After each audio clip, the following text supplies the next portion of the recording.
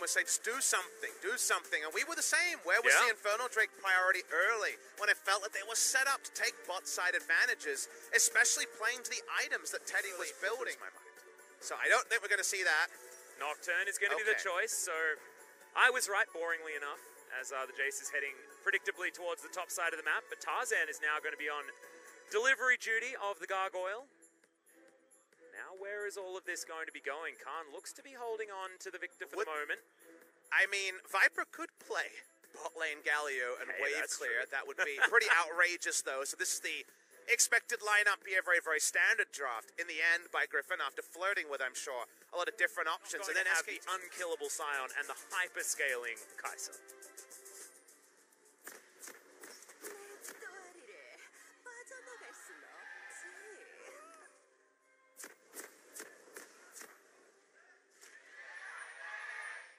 Griffin fans for SKT on the bottom side of the map, because lane priority is what they've picked for. The Aurelia we've seen banned, as there it is, the combo coming in from Mata, but taking a lot of damage back.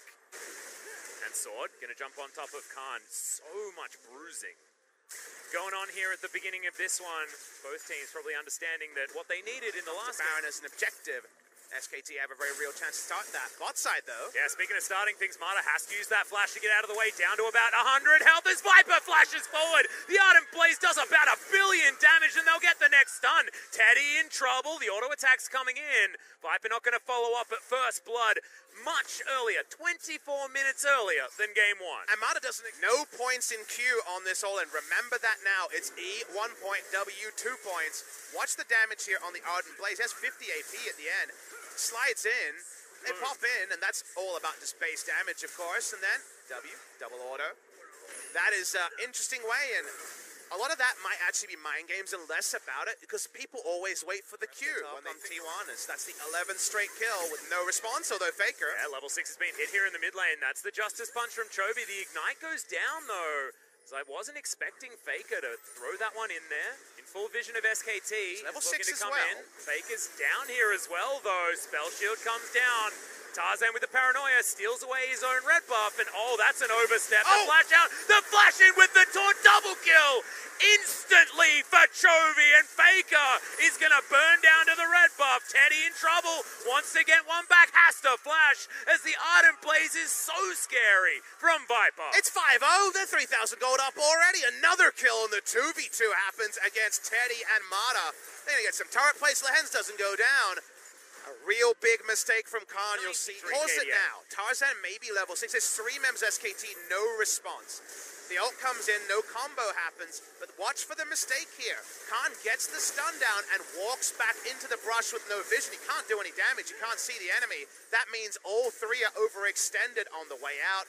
Chovy sees a moment, gets 3 assists. That's 93 KDA, by the way, and bot lane Mata, well, the blind pick Alistair looking a bit sad. Yeah, exactly. Lehens having to limp out of the way, but that's a mistake not to go the gunblade is mid lane. Yeah, I think so, as Faker's just taking way too much damage here. Tarzan going to respect him, gets himself out, but that means that Faker has to go home, and he took teleport. I mean, I think a lot of us did expect something like this, though, Papa. It's not a lot of surprise people on the internet right now, as Sword taking a lot of damage back here. Khan looking to try and get rid of that perfect series, but Sword keeps himself alive with just over 100 health. Drake being taken at the same time, that confirms Galio should be able to roam bot side pretty freely, as here's a top side. Yeah, there's the paranoia. Gravity Field's a pretty good one, but the Terrify comes in, and Tarzan just eats the victor, and all the turret plates fall on the bottom side of the map. No teleport to come in. Khan has been waiting here for a long time, but the sweeper picks him up. Headbutt Pulp comes in. There's the Chaos Storm. They want it, but can they actually find it? Lehen's ticking down. There's the Death Ray. No perfect series coming in for Griffin as Lehens falls over. Important moment for SKT. It's something after so long having nothing. Viper's top side, we know just outside of vision is the Nocturne.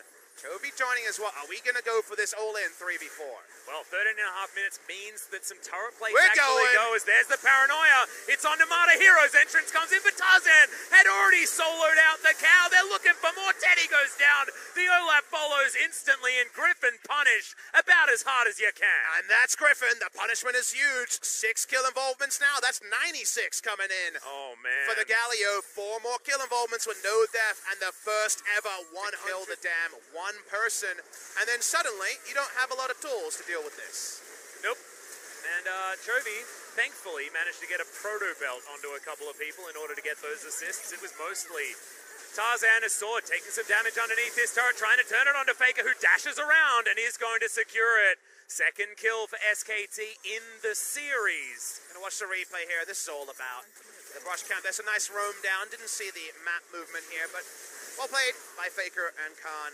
Again, side lane on Jace is a place where just a tick of it as well. It's just adding insult to injury as Griffin. You gotta zoom out to appreciate moves like this, right? The blue contested Jason then. Here's the fight attempt. Yeah, they're gonna go for it as the Ragnarok is going to save Clid for the moment, but Griffin, this is what they've done. They just used a zoning engage out of a Nocturne to take down an inner turret, secure the outer one also.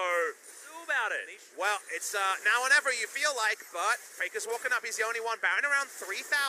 Teddy doesn't have a lot of mana here either, as they are going to go in there. It will be a 50-50 for Clid. The knock-up comes down, though, and yep, they're just going to peel away. Sword grabs the Olaf. Okay, Teddy's found one pick on the backline, and Tarzan, relegated to the pit, does get the Baron buff, and now Viper's looking to bounce around this one. Sonya's used by Teddy. Chovy very, very low.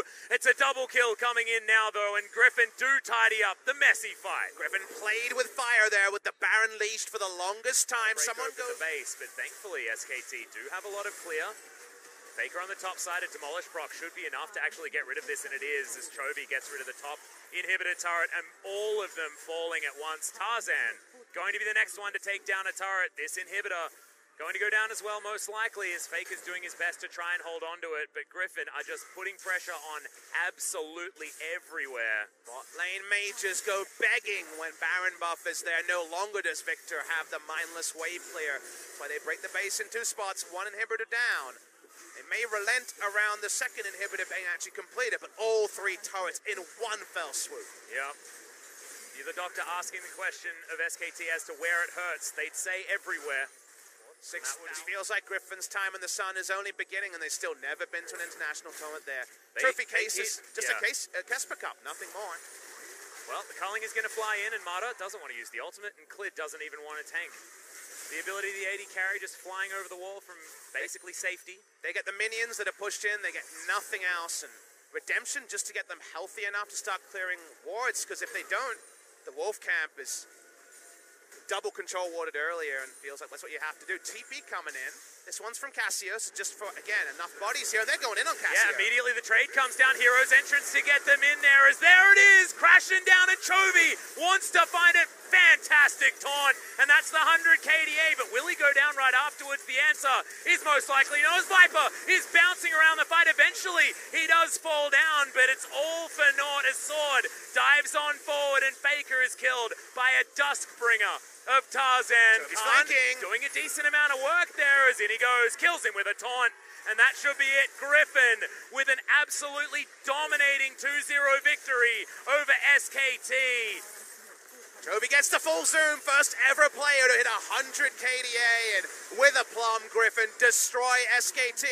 New blood rises higher and higher. We've got Griffin and the rest, and no one, I mean no one, can match the pace that Griffin is setting in LCK Spring 2019. They can't match the pace even when they're playing slowly, Papa Smithy. It feels like you are playing what Griffin want you to play, no matter which team you are, not named Sandbox. Still, they have the Sandbox challenge, but after this, I mean, is that even a challenge? Doing this to SKT was not what I was expecting out of this Griffin squad, and I was expecting a 2-0 victory for them. Just insane stuff. You mentioned it already, Chovy did get to that over 100 KDA. Wasn't 100, he hit it at the very beginning of that particular team fight. He made Galio look like he hadn't been nerfed at all in that game. And we dared to dream, Atlas, we dared to dream that this would be there next to the first telecom war 2 years ago that everyone remembers. A 3-game nail-biter in game number 1. Bloodless for 28 minutes, but we just really felt the gulf between these two teams, the gulf between Griffin and everyone else. And Sandbox deserved their shout-out. They are 5-0. It will be 5-0 versus 5-0. but there's 5-0, and there's how Griffin have gotten to their 5-0.